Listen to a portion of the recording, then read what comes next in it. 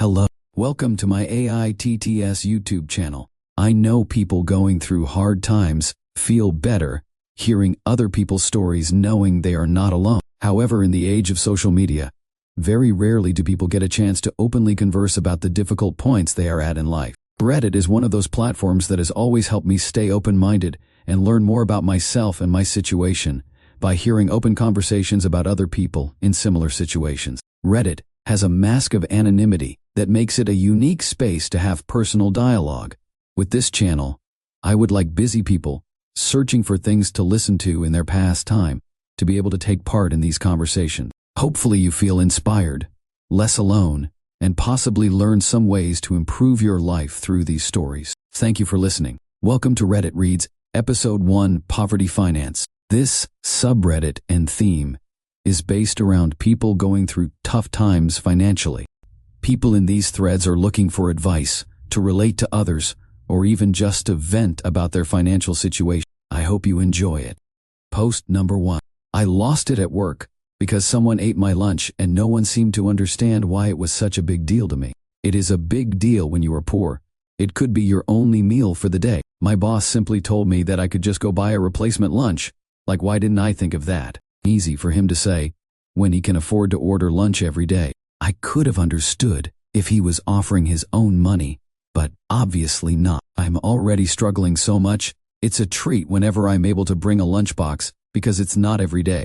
People who steal from others are the worst.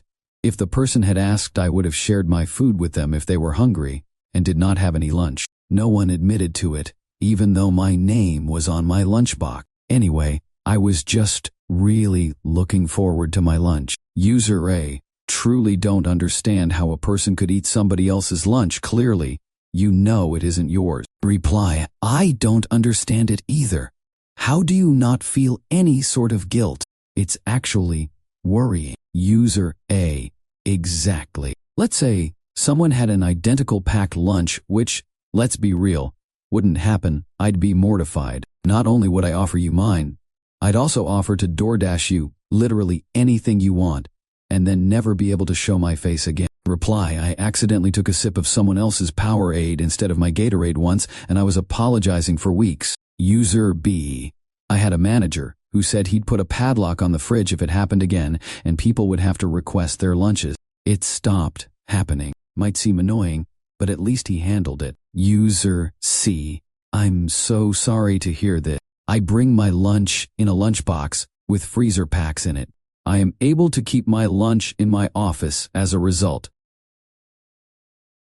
Post. Bank of America is now charging $12 a month if you have under $1,500 in your checking account. This started in April of this year.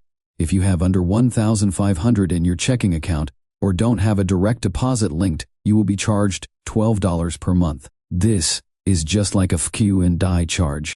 I checked my bank account this morning and saw a $12 charge for a service fee. I lost my job and have been spreading my money out, so my checking dipped below the 1,500 threshold, and I did some digging to find out they just implemented this. This shit is absurd. So if you are broke already, they're going to charge you more just for having an account with them? They already make money off us for free when they use our savings and other money we have with them to invest, and they reward us with like 1% interest.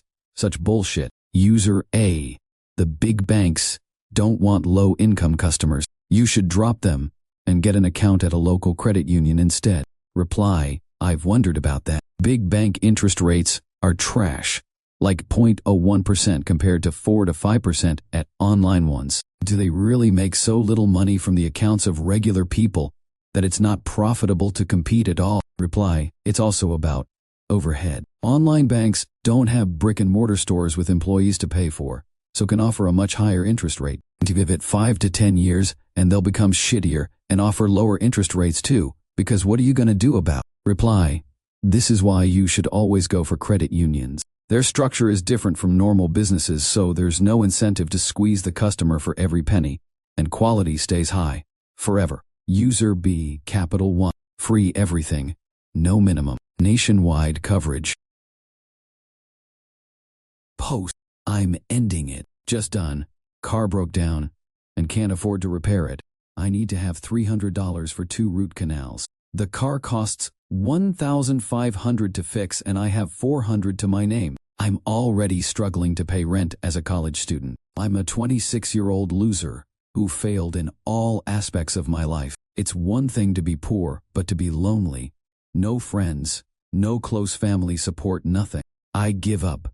Everyone who says it'll be better is lying. Everything has gotten worse during COVID. I'm tired of life passing me by with no real meaning and nothing to show for it. User a bro. I was a homeless heroin addict a few years ago. To say my situation was hopeless is an understatement. Rehab 9 times. After that, sober houses for years. It can get better. Edit. Damn, this comment kinda blew up. Thanks to everybody for the encouraging words, and I'm glad to hear about others making it out of that spiral. Reply, good work fam. Same situation years ago. Homeless and banging speedballs. Not sure how or why I didn't say fuck it cook the blackout shot. Though I'm not in a good headspace currently due to fing up an offer for the best job I'll likely ever get. It doesn't change the basic fact that, indeed, if it can always get worse, then it can always get better too. User a hell yeah man. Glad to hear somebody else made it out. User B, I know exactly what you mean, but still, I'm going to repeat myself. Never give up. User C, I promise what your brain is telling you right now is not the whole story. I've been where you are. I promise there are days and people and deep, gorgeous moments that are waiting in your future.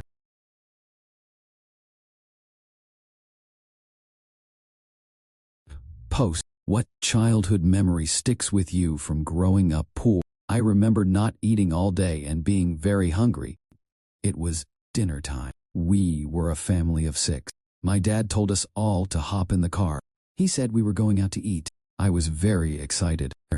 Then apparently, according to the weather forecast I heard on the radio this morning, a powerful cold front is approaching our land. Remember listening in on my parents as we were driving. As we pulled up to this house, my dad said to my mom, I pray they are cooking dinner right now. My parents had pulled up to their friend's house uninvited. They were hoping that their friends would let us eat dinner with them. I remember eating a hot dinner and being full and happy that night. Now that I'm older, I can remember the worry on my parents' faces as we pulled up to that house. User A, I lived with my aunt and uncle. She was in her 20s and he was 85. Not a typo. He had cancer and couldn't work. There were 4 of us in the house, and it seemed like every other night we ate calf liver. I dreaded it. I couldn't stomach it and was so hungry. We also ate a lot of grape jelly sandwiches. We went to a farm and picked grapes all day, and my aunt made grape jelly. I lived with them for 8 months before I went to live with another family member. They said when I got to their house, I ate 3 plates of spaghetti the first night. User B, saving school lunch in my book bag to bring home because I knew not to expect a dinner that evening. My mother made only $12 over the income limit for food stamps. Tough seeing her cry some nights. Reply, it's absolutely maddening. Growing up in Georgia, we didn't qualify for stamps, but as soon as we moved to Tennessee when I was 10, we did. It was absolutely wild having a stocked kitchen. User C, in elementary school there were sisters who were desperately poor. It was a small school, only about 20 students per grade, so 1 classroom per grade. There was 1 bus, which about 20 of us rode. Everyone else walked. Because I rode the bus, I saw these girls' house, shack, I should say, absolutely abhorrent, and on an EPA Superfund site. In this blue-collar, lower-middle-class town, it was shocking to see this was even allowed. It looked abandoned, and like something out of an old slave movie set in the South. And of course, it bordered the town dump, on the edge of an industrial park. The girls were extremely shy, and kept to themselves. Anyone who rode the bus knew where they lived though. It was the first time I had ever sensed any maturity from kids, as we sat solemnly each time those girls were dropped off. No bullying whatsoever. Their clothes were outdated and worn but always clean, and their hair was clean too, and always braided. Their parents obviously hadn't lost their dignity or pride, despite. Anyway, long story short, some bitch teacher stopped the older girl one day before we got on the bus and made her throw away the little carton of milk she was bringing home from lunch. We're talking what, 6 or 8? Such a small amount. And And this teacher was going on and on loudly, in front of everyone, about how dare this child try to take home food, and doesn't she know it's going to make her sick at this point, and etc. etc. And all of us kids just stood there watching it and dying inside. That milk was probably going to be an ingredient in a larger meal that night, scrambled eggs of powdered potatoes, or even just in cereal. For whatever reason, it was desperately needed that this older child sacrifice her milk that day for the family. And that bitch teacher ruined the family's entire dinner. Or at least, that's how my heartbroken child heart saw it. 40 years later, and I still harbor that hate for that teacher. That lack of humanity and compassion. She may not have known the state of those girls' house, but she could clearly see the state of their clothes, the free lunch passes, the exemptions for field trip fees, etc. Also, and arguably the most important part of this story at Christmas that year, our principal bought them a Cabbage Patch doll. They were the toy of the year, and not cheap. I always hope those girls learned that not all adults were assholes, and I hope they truly enjoyed that beautiful doll. I have a feeling it was the most well-cared for Cabbage Patch doll in existence. Reply as a teacher, 60% of our industry consists of super close-minded, mentally limited people who really cannot imagine lives different from theirs. It just didn't cross your teacher's mind how much these girls needed the milk because the teacher didn't need it themselves. I'm sorry. User D. Getting clothes from the church, then wearing those clothes to church, then getting made fun of for wearing the other kid's old clothes. User E. Sitting in a dark room alone as a baby and toddler, staring into nothingness. My parents were always at work and we never turned the lights on, unless absolutely necessary, because electricity cost too much. Ramen for every meal. Reply this made me cry. I'm so sorry you went through that.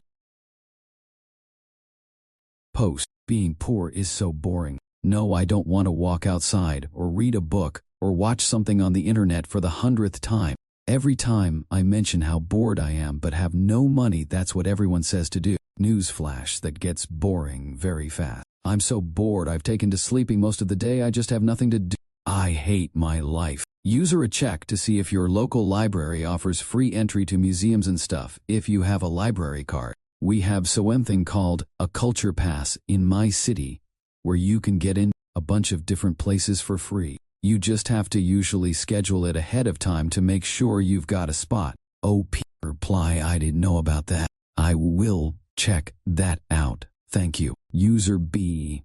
My family was shit too. I found my supports elsewhere, and so do many people. Volunteer, so you can socialize, learn things, and give something to the world. Libraries have lots more than just books. Many have free events, seeds, sports equipment, skills training, and much more. Check it out before you assume it's only books. Museum and gallery passes, craft kits, music, see what they offer. Also, people, citizens, and library staff to chat with. I like to get shows from other countries for something interesting, as well as cookbooks to learn from, language learning resources, and more. Teach yourself personal finance, just for kicks. Find a MOOC-free online course and learn something interesting. Consider it practice for when you go back to school.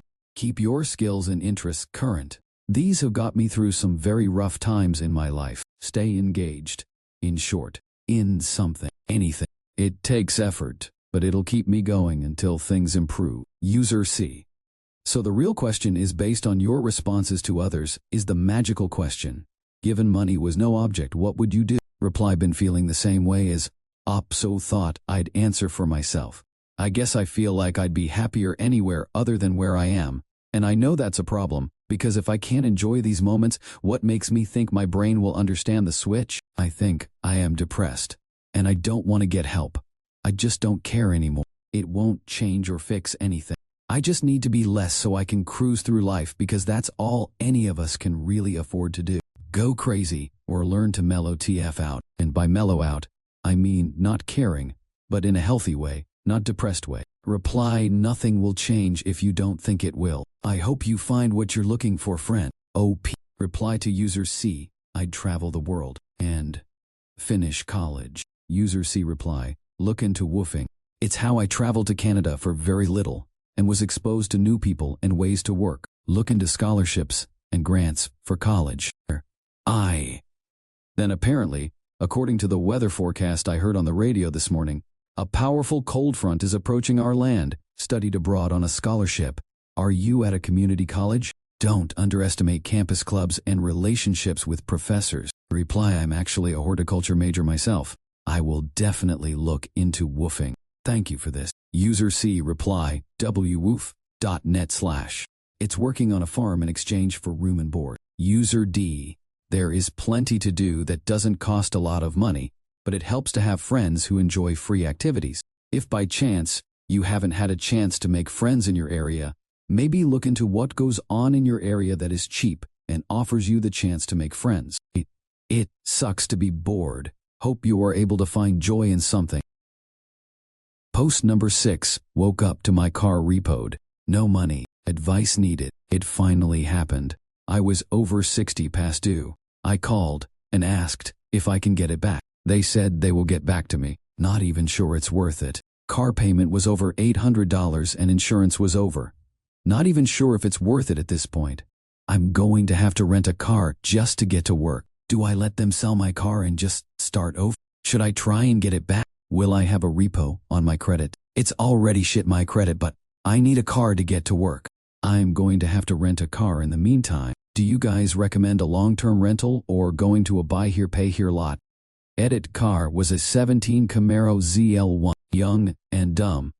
Edit 2, I will be filing Chapter 13 bankruptcy. Thanks for all the help. User $800 a month for the car payment and $500 on the insurance? Holy cow, I'm honestly impressed. Care to tell what type of car it was? And right there at the end of your post, you're wondering if you should get into another high-interest car loan. I think you need to take a step back here and think about what led to this in the first place. Oh, and don't forget, the repo man didn't free you of your responsibility to the loan you took out. You are still going to be on the hook for the balance once they auction your car. Reply, yes, my mouth dropped. $500 on insurance? User B.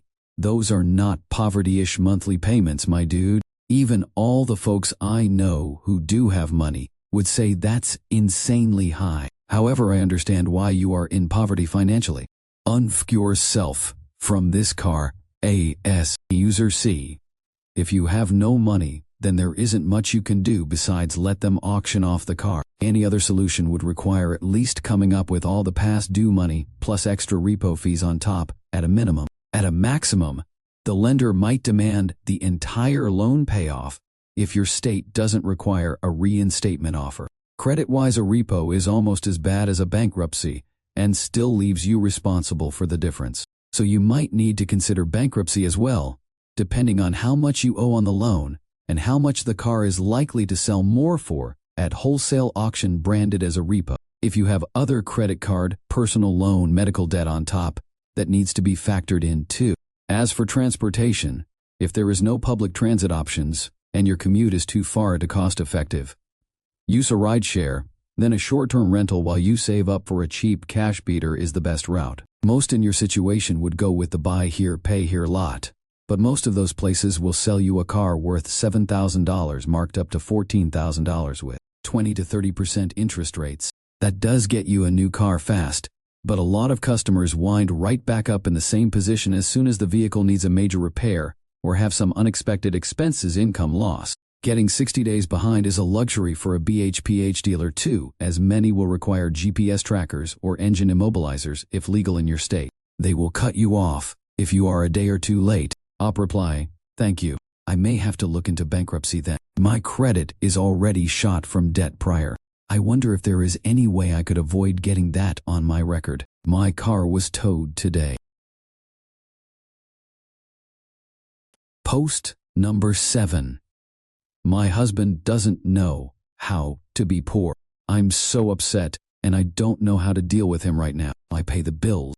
I tell him the budget and he refuses to listen, and so then I'm riding the bus because I can't afford gas. He doesn't have to ride the bus and it's not an option. For example, this week, I paid the bills and told him we have $200 for groceries and gas for the week. He says he needs to put $50 in his truck for gas for the week, leaving us with $150 for groceries. That's not a great amount, but it's doable. He then asks if he should get a case of Red Bulls for $30 at Costco. I was speechless, and I said, I'm concerned that you don't comprehend the difference between a want and a need. So he then throws a fit and says he'll just eat peanut butter and jelly for every meal, and I just make him feel like shit. Literally, a child. I can't imagine life in the future as things get more expensive. I don't think that he's able to handle buckling down and living within a budget. He's a child who is unable to discuss money and budgeting. It always resorts in an argument where he then says crazy, outlandish, and over-the-top things like, I guess I'll just go live in my car. I'll get another full-time job. I'll just sell everything and live under a bridge. Just eat peanut butter. People will say we need counseling, but with what money? Marriage counseling isn't free. I don't know how to make him understand the financial situation. I'm tired of him doing things, such as buying me flowers, and then I have to take the butt. He's a child. I'm sick of this. User A. I had a husband like this. I worked, and he went to school. We each had our own bank accounts, and we had a joint account, from which bills would be paid. He would blow through his money every month, and then use the joint account to buy a video game. It's just $30. Or eat out while I was at work. It's just $20. He nickel and dimed us to the point that I could barely cover the bills every month. Then he'd get upset because I was nagging him all the time and made him feel less masculine. I was young and dumb, so I let him do the finances so he could see exactly what we had and our responsibilities. That was a huge mistake. We divorced, and it took me several years to dig out of the hole. He still spends money like he has it, luxury cars, multiple vacations, latest tech, and then complains that he can't afford things, has to refinance loans, has to do debt consolidation, etc. Guess what I'm saying is, he won't get it until he wants to, and he just might never want to. You've got to decide if why you pure willing to live that way, with the burdens, anxiety, and having to explain the same things over and over. Reply, I was married to that guy too. User A reply, I hope it works out for you. I noticed in myself that relationship made me less trusting, hyper-independent, and slightly bitter about relationships in general, which isn't who I used to be. Still working on that. Reply, oh no, I divorced him. It was never going to work out, and I was constantly stressed all the time about finances. One time when he was high, he confessed jokingly that he kept spending money, so I would be too broke to leave him. That was it. I knew there would never be a good financial time for me to leave, so I just left. User B cash. He needs to understand once the cash in his hand is gone, that's it till next payday. It's easy to sit and swipe a card non-stop. Give him his half of the cash and say this is all you have for the next 2 weeks. If he runs out of gas, then he can be a big boy and figure it out, since his 30 Red Bulls were more of a priority. But set your half aside. Budget your own meals. He can budget. If he doesn't like it, then tell him to go home to mommy because you want a life partner, not a child. User C. My ex-husband was the type that thought I'm dating myself here, that if there were still checks in the checkbook, there was money. I had to hide the checks, and on payday, I'd run to the bank before he could get there, and get money orders for the bills, then get whatever was left in cash and divide it into gas, food, etc. He would then take his gas money and blow it. One time he got hold of the food money and blew it all, and I had to pawn some earrings to get baby formula. He said he needed it for his bowling league night 'cause they need me. I can't let them down. This was 30 years ago. He's remarried now and hasn't changed one bit. You need to take a realistic look at what you want from a relationship, how you want to feel in your life, and make a conscious decision. People are who they are, and only seldom do they fundamentally change that. Reply, that's honestly insane to read. It is always so shocking to read folks behaving like this without some sort of drug addiction. Really happy to hear you've moved on from this chaos. Reply, this whole thread got me looking like husband of the century. Post number 8, after 9 months, I'm finally free. Forget payday loans. Back in goddamn September, I stupidly took out $1,500 in payday loans from 3 different institutions that lent me $500 each because I had fallen on hard times, but still had a job that paid me just enough to be broke. I figured I'd be rid of that shit after a maximum of 2 months, but boy oh boy was I wrong. Every paycheck I'd do my rounds. I'd go straight from work to all 3 places, Pay the interest 15% and reborrow. That's $225 in interest every 2 weeks ripped from my paycheck, or rather, $450 per month. $450 per month just to pay the interest on these bullshit predatory loans because I couldn't afford to pay even one of them off per paycheck since money was so tight. By my quick estimation, that's a little over $4,000 I ended up paying just in interest. Today, I paid them all off in full and didn't reborrow, which means I paid close to $6,000 9 months of interest and then the final amount to pay everything off in full. My paychecks are finally all mine again. Lesson learned. Forget payday loans. Forget Money Mart. Forget Cash for You. Forget Pay Today. See you never. And to anyone reading, never borrow from these places, no matter how much you think it makes sense. It doesn't. User A. It's horrid. Places like that, payday loans, advances, and rent-to-own businesses are nothing short of predatory. You only ever see them near poverty-stricken areas of town. They just want to make your life worse. ReplyOp was paying 390% interest. Should be illegal. Reply no idea how the nitty-gritty of this works.